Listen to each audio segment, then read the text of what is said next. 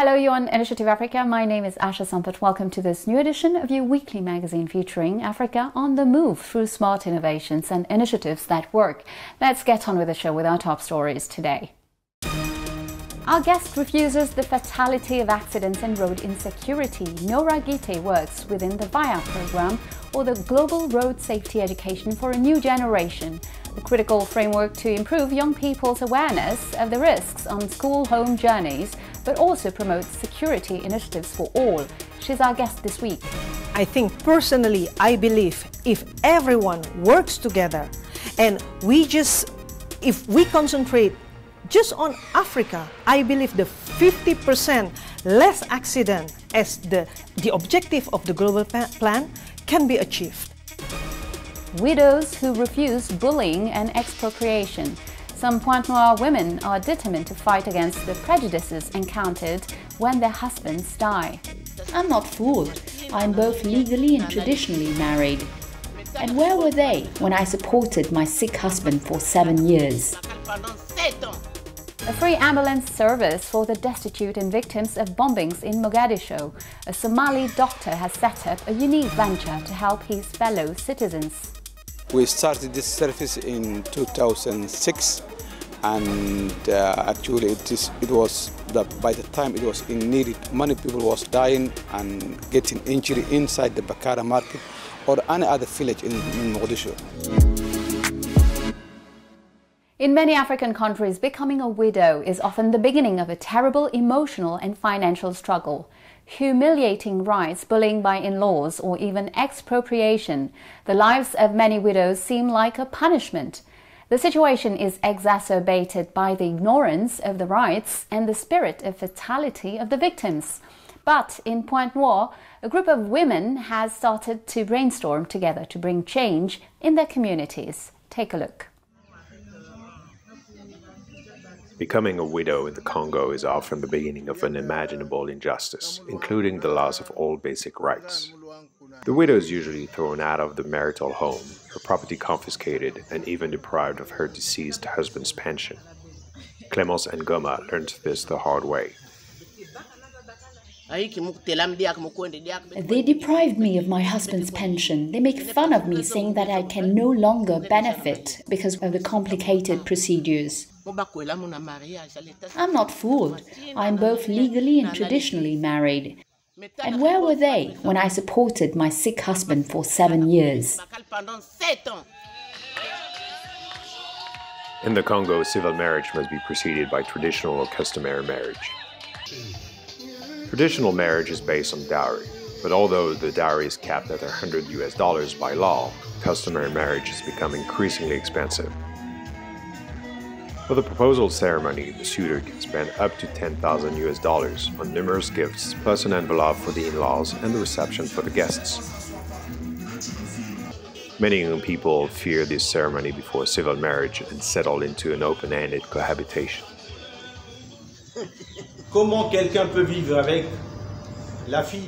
How can someone live with someone else's daughter for 15 or even 20 years without taking her to the city hall? Or we remove the obligation to dowry and we go to the city hall and make the dowry. So as the family code says, one of the parents should certify that after the marriage the dowry will be made. It is important to remember that it is not said that you should be endowed at first before you get married. They say you can go and get married, but only if a certificate proves that the bride and groom will come to celebrate their dowry. However, we have reversed everything.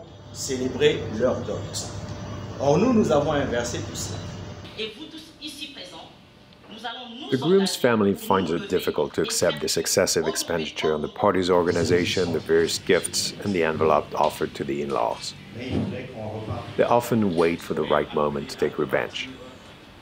Faced with the increasing number of abuses against widows, Jessica Goma had the idea of creating a group to take action against gender-based violence. It is an association of women lawyers aiming to combat these injustices in the Congo through awareness and advocacy. Women should not lose their rights. This means everything, and it challenges us because we often have the impression that when a woman buries her husband, She buries her rights with him, which is quite absurd in the 21st century. After all, there are still laws that exist and which, unfortunately, are not applied as they should be. The right to property and inheritance are provided for in the Constitution. However, they still elude widows who are reluctant to claim them in court for fear of reprisals or ignorance. The situation of cohabiting women who have lost their spouse is more worrying. They cannot benefit from any legal protection to inherit from the deceased spouse, and this status quo is unfortunately well entrenched in Congolese culture.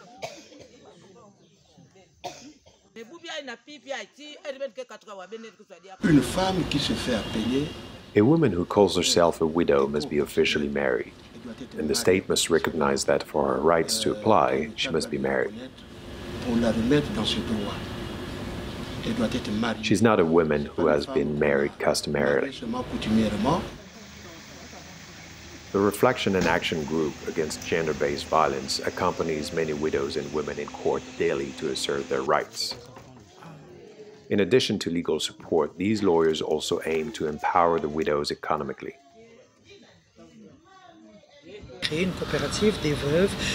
We need to create a cooperative of widows so they can work together, encourage and help each other, and above all, make money from their activity.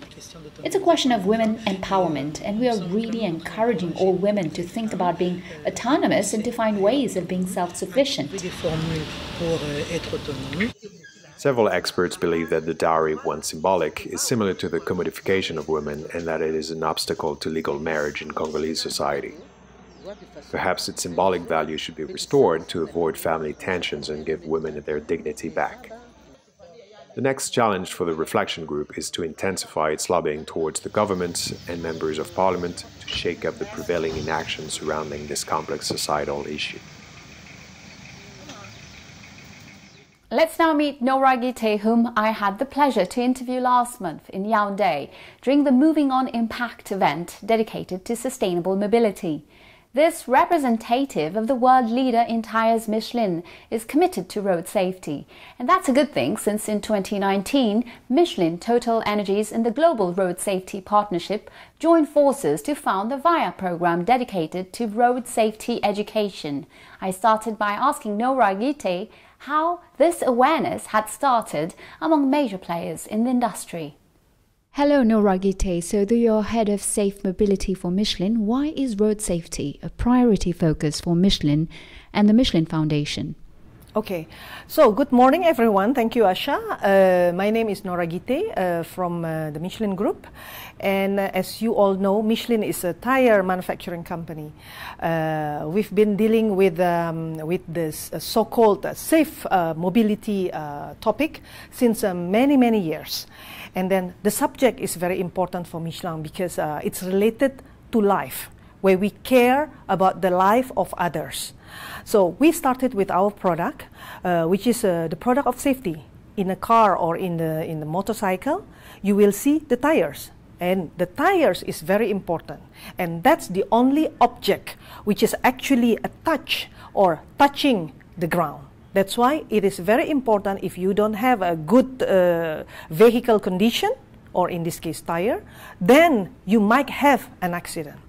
So, talking about the importance of this safe mobility in general, Michelin has a very much interest on it because we care about people, we care about our customer, our users, and all the people around us, even to our employees. So when we talk about safe mobility, we're not only talking about road safety itself. The scope is getting larger and bigger in a sense that we're not talking about, automotive industry, for example. We're talking beyond this automotive industry. And it means also we should all work together, to achieve what the so-called global plan. So what is the global plan about? That's a good question. Global plan is actually a blueprint. It's made or prepared by United Nations, and that's actually our base in order to look at on what how and who should be involved in this road safety plan. Yeah? And it's intended for all. It could be for national or local government or even any stakeholders. So that's why when we talk about a global plan, yeah, we are now entering into the second decade of action. So every 10 years, UN, United Nations, will come up with a target or objective. Then 10 years ago, the objective was zero accident, which didn't happen. No one or no government in the world can achieve this zero accident, you know, in their country. So now, on the second decade of action, we have the objective a little bit different, but it's also challenging, which is actually the reduction at least 50% of the accidents and fatality on the road. So this is a very clear message that with the question, who should do it? Then everyone. While the number of deaths in traffic accidents in the world remains at an unacceptable level, 1.35 million people each year, an ambitious objective of halving the number of people killed and injured on the roads by 2030 has been included in the UN Sustainable Development Goals. Is this achievable? What needs to be done? You know, in the global plan itself, you know, there are three questions that we need to have as a guidance. So, what action should be done, how to do it, and who shall do it.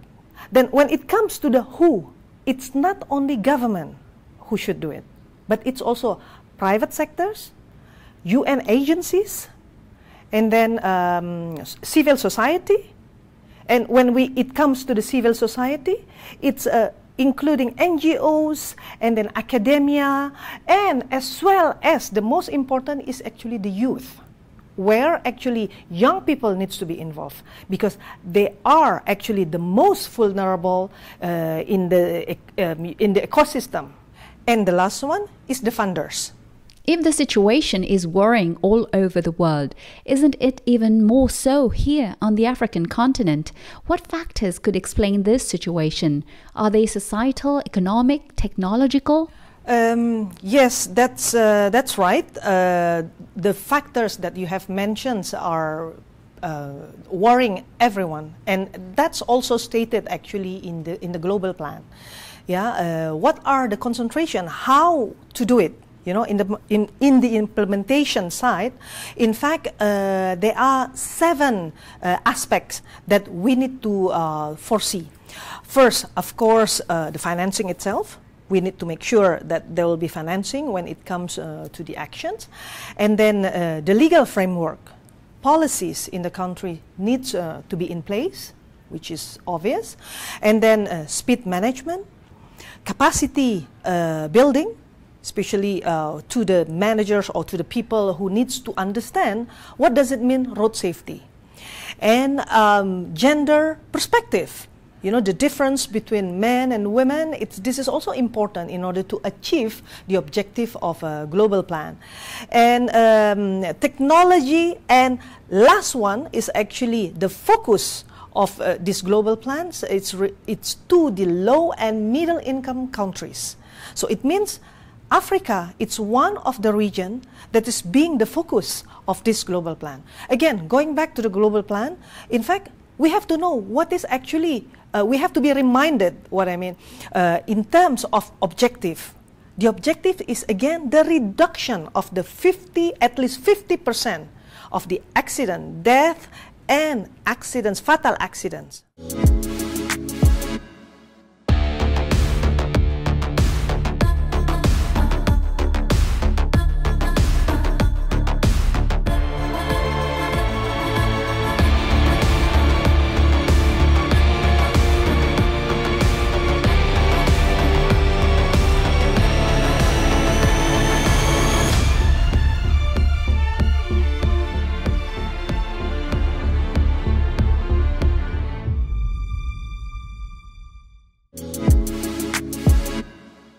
Welcome to the second part of our show. Let's now head for the Horn of Africa. In Somalia, a country facing political uncertainty and terrorist attacks, a man has decided to take unprecedented step and change the lives of many people. Faced with the violence that civilians are often the main target, Dr. Abdul Kadir Abdirahman Adan has set up a free ambulance service to help his fellow citizens caught in an emergency situation. This is a report by Abdirahman Hussein in Mogadishu. Take a look. Amin Ambulance is a free 24-hour medical emergency service based in Somalia's capital, Mogadishu. The service, which is run by a team of volunteers, responds to medical emergencies, particularly bomb attacks, to ferry victims to various medical facilities in Mogadishu for free.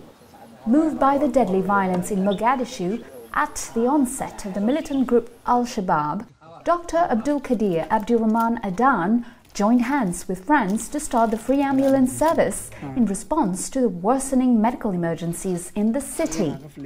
We started this service in 2006, and actually by the time it was in needed, many people was dying and getting injury inside the Bakara market or any other village in Mogadishu.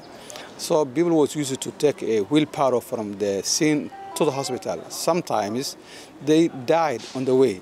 So I asked myself, how can I help myself? I and my team, we started this free ambulance service, and we call it Amin. Abdul Kadir Abdullah Abdi, who has been a driver with Amin Ambulance for close to a decade now, says being on speed dial round the clock is no mean feat.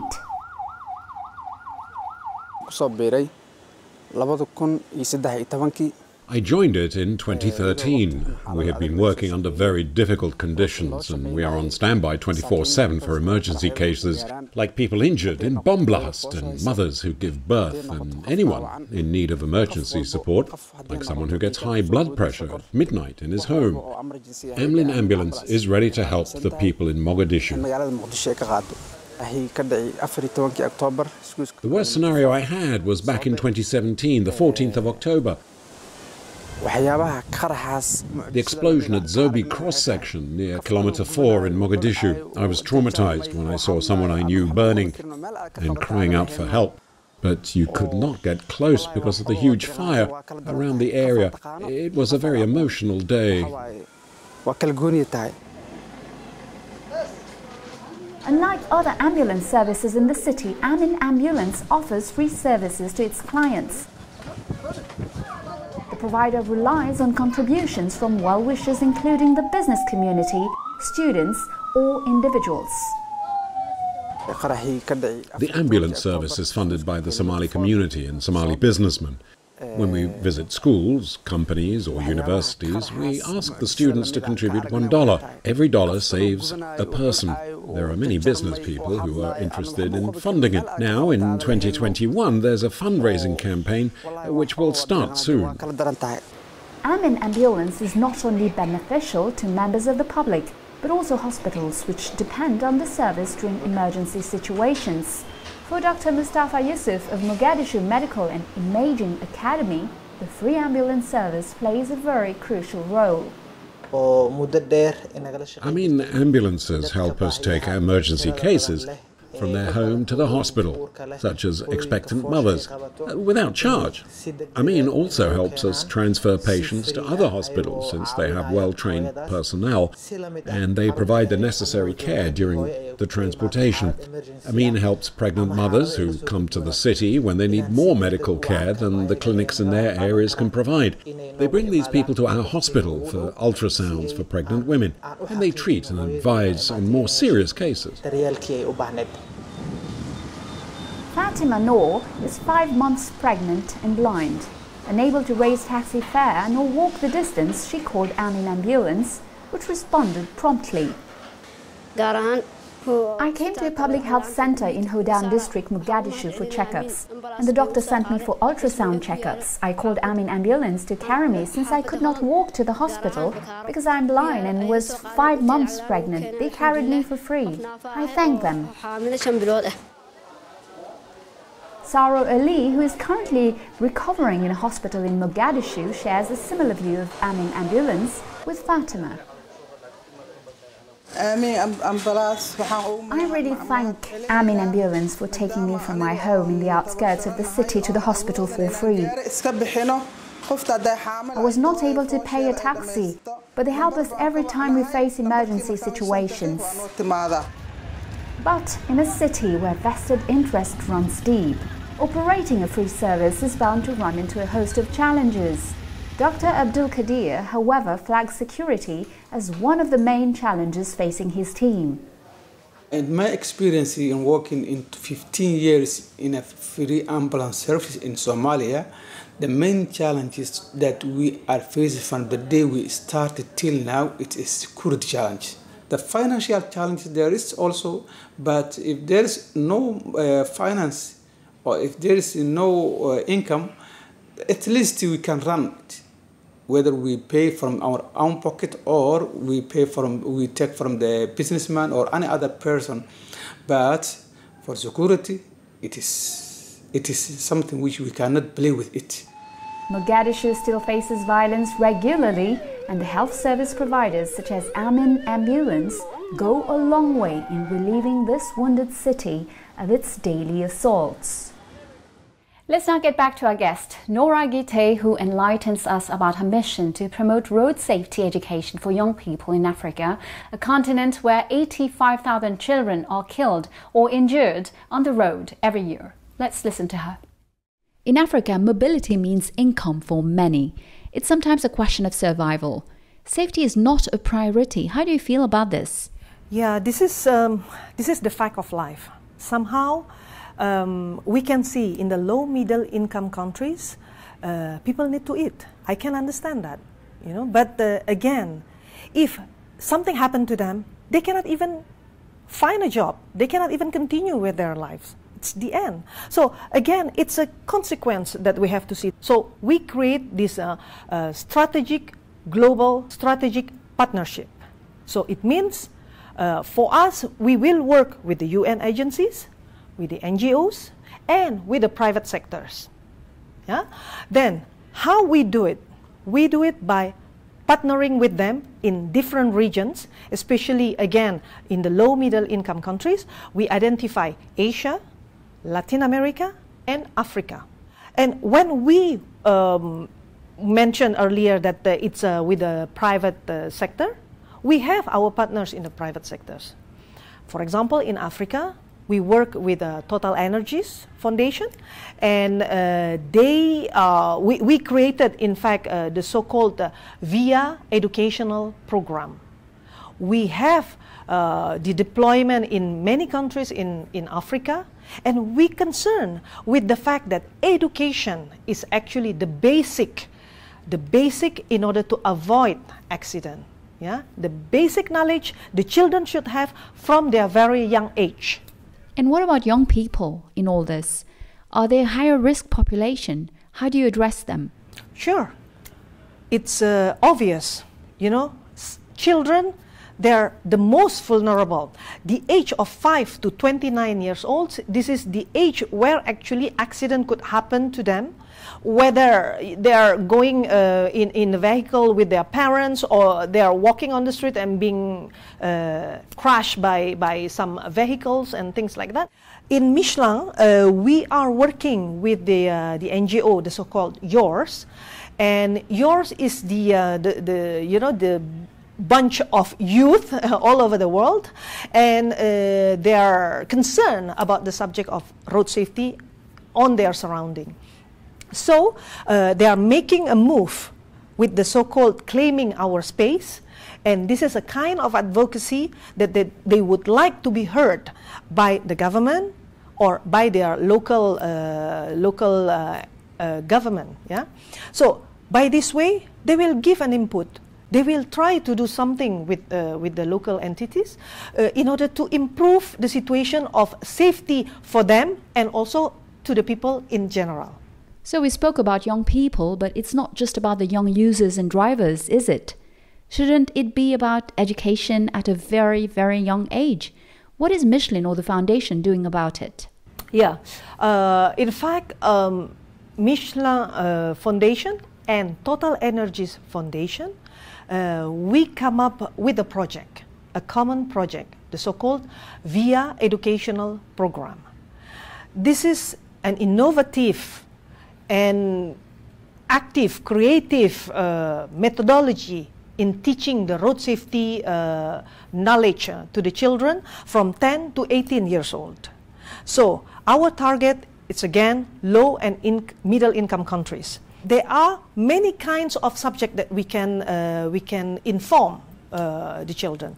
You know, like depending on the area, when there is no public transport, for example, we will teach the children about walking. Because even about walking, yeah, in some areas in this world or even in Africa, which actually less of vehicles, but they just do walking everywhere on the street. No, there is a rule on that. You know, the basic rule that everyone or every children needs to know in order to avoid any accidents. So this kind of methodology, I think it's very efficient and it's easy to implement. I think we should have it everywhere. So tell us more about this educational program. So VIA Educational Program for Road Safety. This is actually a complete name of this program. VIA is not an abbreviation. It's just coming from the English word via. Yeah? So education can go via any other form. So what we use the word of VIA Educational Program for Road Safety, it's because it could be anywhere, it could go everywhere, you know. So now, the objective of VIA or the ambition of VIA is very high. You know, we want to have more and more children to have this opportunity to learn the road safety education from this module of educations. The ambition of VIA, it's very big. We want every children in this world to have experienced the educational way of VIA. So, aside from that, we want also to we have also the other ambition, which is actually the sustainability of the road safety education. How we do it? We need to work with the government. When it's already in the curriculum, it means the educational itself, it's obligation by all schools to be delivered to the children and for the children to receive it and to implement it by their own.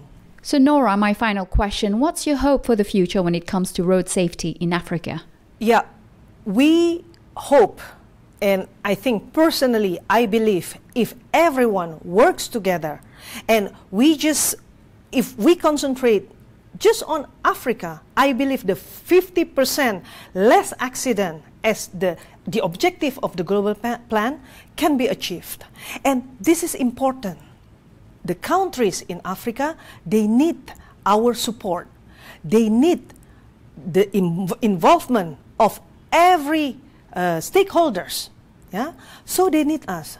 I hope we can help to reduce the 50% reduction of accidents in Africa. But it's not only 50%, maybe until 0%. And this is the biggest challenge for everyone. Well, that's it. Initiative Africa is over for today. You can find Nora Guitet's interview and the replay of our shows on our website, africaonair.com. And you can also follow us on all our social media channels. Feel free to share, like, and comment with the hashtag Initiative Africa. And don't forget, next week, same time, same channel, I'll see you again with a new edition of Business Africa. Have a great week, everyone, and goodbye.